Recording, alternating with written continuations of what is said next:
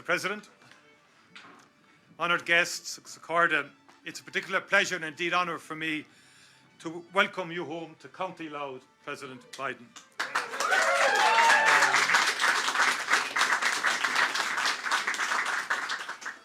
We call it the wee county, County Louth, but coming from Cork, I have to say, President, that the wee county packs a punch, as we found out recently in the recent sporting fixture. But it is a county that's rich in tradition, history, a county of legends, and a county, of course, of your forefathers. I know that you have visited here before, but today we are honoured to welcome you as President of the United States of America.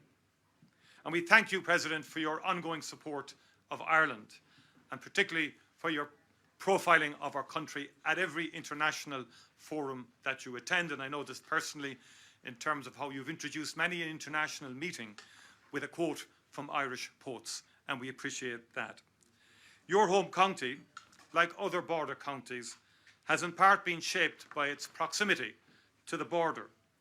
And in the darkest days of the Troubles, it was a place of refuge for those fleeing from violence, even though it itself was touched by violence. And that's why the transformation brought about by the Good Friday Agreement is so tangible and real here in this location. Today, thousands of people seamlessly cross the border each day. It is a shared space, a place that links rather than divides. Peace is not an abstraction here. It has become part of the daily weave of people's lives. Few would have thought this possible 25 years ago. The Good Friday Agreement enables us to make the most of people-to-people connections across this island, as well as between Ireland and the United Kingdom. Its three strands of relationships reflect the depth and interwoven nature of these engagements. And together, we all have so much potential. And we want to explore that all-island potential to its fullest. And that is why my government launched the Shared Island Initiative so that we can make the most of these opportunities to cooperate to our collective benefit. Much has been achieved since 1998, but there remains a farther shore to reach. We must ensure that all communities and all traditions fully enjoy the benefits of peace and have the opportunity to live on a truly reconciled island. And as we take forward that work, Mr. President, we know that we do so with the full support of the United States. The engagement of the United States in the peace process gave us the Good Friday Agreement, and unwavering bipartisan commitment, a bipartisan commitment that you, above all, personified over the last 25 years, President, including through the creation and sustainability of the International Fund for Ireland. That support continues to open up horizons for us. As we build on the ambitions of the Good Friday Agreement to sustain a dynamic and prosperous peace, the United States will remain a central and fundamental partner. It is a privilege to welcome you here, Mr. President, to celebrate all that has been achieved and to look forward together to the shining possibilities of our future. Welcome home, Mr. President.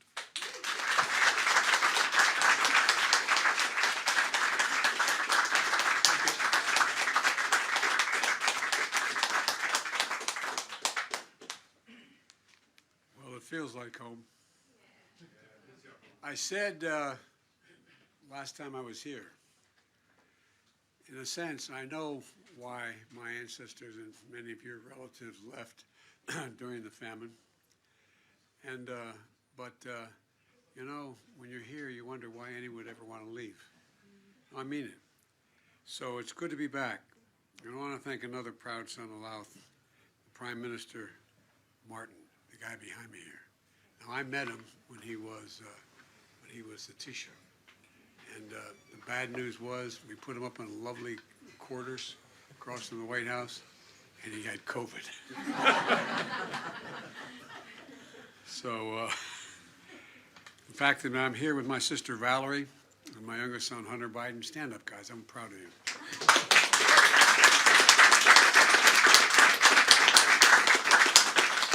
I wish our mom, Catherine Eugenia Finnegan Biden, were here today.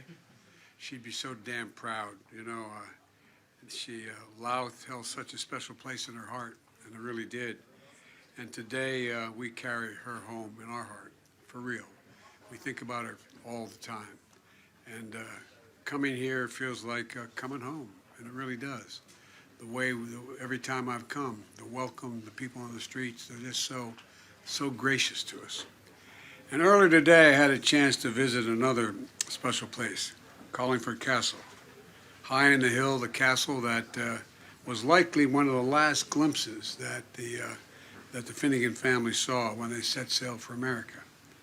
And they set sail with courage and hope, and they crossed the sea. And through generations, the Finnegans brought this island home from Ireland to Scranton, Pennsylvania, where we were raised, where I was raised, I should say, and my mother lived.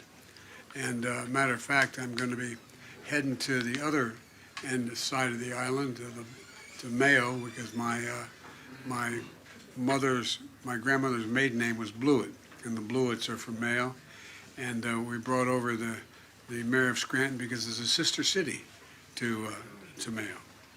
And but my grandpa Finnegan would also say, every time we walked up, we talk about background and heritage, he'd go, "Remember, Joey, the best drop of blood in you is Irish." Well, y'all think I'm kidding. I'm not kidding.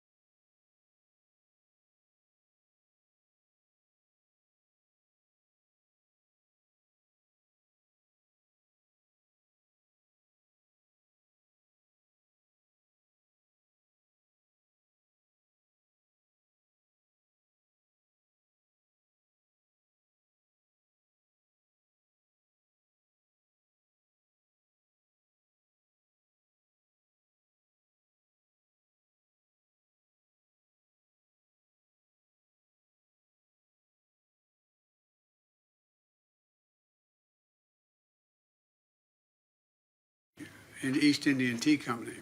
And he got them to reprint a book, the admiral to reprint a book. He wrote the rules of mutiny, seriously, for the British Navy. And there's a picture of him sitting in his cabin, looking very captainish, with a big British bulldog next to him. And he gave me the book. He said, "I don't want to hear any more from you." But all kidding aside, you know, the fact is that you know, my dad taught us a lot. And he used to, our dinner table was a place where you accidentally sat down to eat, but it was a place where we had discussions. And our dad worked like hell. And he'd come home from work and then go back, we'd have dinner at 6 o'clock. And it was a place, as I said, we had conversation and incidentally ate. And then he'd go back to work until 9 o'clock. And, but my dad had this he was really a fine man. And he talked about, his favorite word was that dignity. He said, everyone's entitled to be treated with dignity, Joey, and respect, no matter what. My father would no more walk by the shoe shine guy in the Hotel DuPont than he would walk by the chairman of the board who walked by it. That was our dad, and he meant it, everyone. These are the same values I've tried to pass down to my children, my son Hunter, my deceased son Bo, my daughter Ashley. that everyone is entitled to be treated with dignity, everybody. And the same values including my granddaughters. I have, the great thing about granddaughters is they're crazy about their grandfather. I've worked on it from the very, you think I'm joking, I worked on it from the very beginning. And my number 2 granddaughter, and when I walked in, she was being born and Hunt was there, and I had just been born. We walked into the recovery room, and I said, "What are we going to name her?" And he said, "Finnegan." And I said, "No, what are we going to name her?" And because I thought Catherine Eugenia Finnegan Biden, they're going to name her. He said, "No, Finnegan." I said, "What are we going to call her?" He said, "Finnegan, Dad, Finnegan." Finnegan's works for an international company now. She's a great kid. And but look, the fact is, I've often said the Irish are the only people in the world, in my view, who actually are nostalgic about the future. Think about it. We're nostalgic about the future. I think we all are, no matter where we live, if we have Irish blood in us. And it's because more than anything in my experience, hope is what beats in the heart of all people, and particularly in the heart of the Irish. Hope. Every action is about hope. We can make things better. And hope that built both our nations and has been passed down generation to generation by our families. And it's hope that continues this day. Nearly 45 years ago, as some of you may remember, none of you women are old enough to know, but some of you men maybe. 45 years ago, Pope John Paul spoke down the road, quoting St. Patrick. And the Pope said, and I quote, "I have kept the faith, and it's been the ambition of the Irish down through the centuries to have kept the faith." I think that's what we are. We keep the faith. I'm not talking about religion per se. I'm talking about keeping the faith in who we are, what we believe, what our values are. And so my message to you today is quite simple. We have to continue to keep the faith. Every time I walk out, this is not a joke, walk out of my Grandpa Finnegan's house up in Scranton, Pennsylvania, he'd yell, "Joey, keep the faith." And then either my uncle or my grandmother would yell, "No, Joey, spread it, spread it." But all together, we have to keep working toward a future that's of greater dignity, and as we face darkness, and there is darkness we have to face. But we must keep marching forward because the world is a greater, it's just, the world has such possibilities. I was with Xi Jinping. I've spent more time with him than any world leader has over the last 10 years. And they keep meticulous count, as the former Taoiseach will know. And over now, 87 hours worth. And I was in the Tibetan Plateau with him. I traveled 17,000 miles with him in China over 10 years. And he asked me, he said, "Can you define America for me?" And I could say the same of Ireland. I said, "Yes, I can." I said, in one word, possibilities. We believe anything's possible. Anything's possible. Anything's possible if we set our mind to it. That's who we are. That's what we believe, in my view. So let me close with this. Around the time Owen Finnegan boarded the Brothers bound for the ship, the Brothers bound for America, another shoemaker named Joseph Kearney from Moneygall was leaving, because my great-great-grandfather was a shoemaker, Owen. And he sailed on the Caroline Reed and arriving in America just 5 weeks before my great-great-grandfather. And they were both shoemakers. And it's doubtful they knew each other, and they came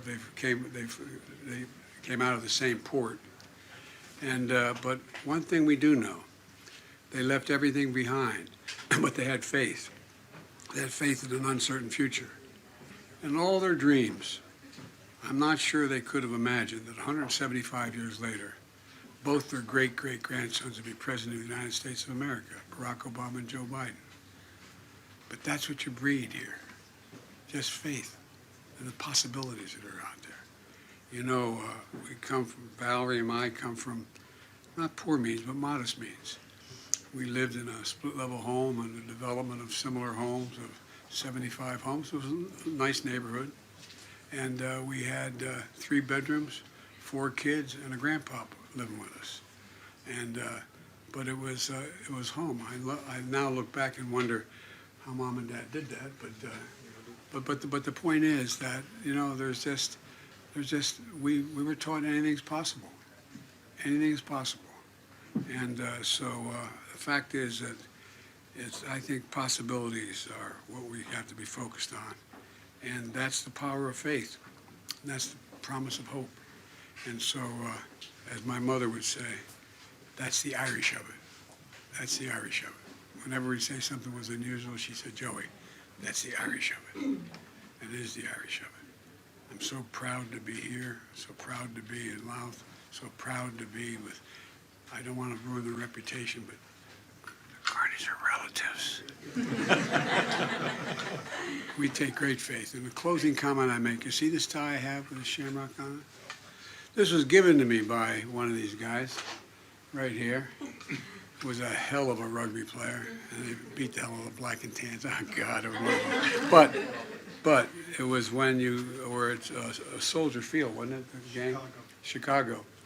And after it was all over, he gave my brother, allegedly for me, but if it wasn't, I still took it. I still got the tie. I wear it with great pride. And so, thank you all for the homecoming welcome.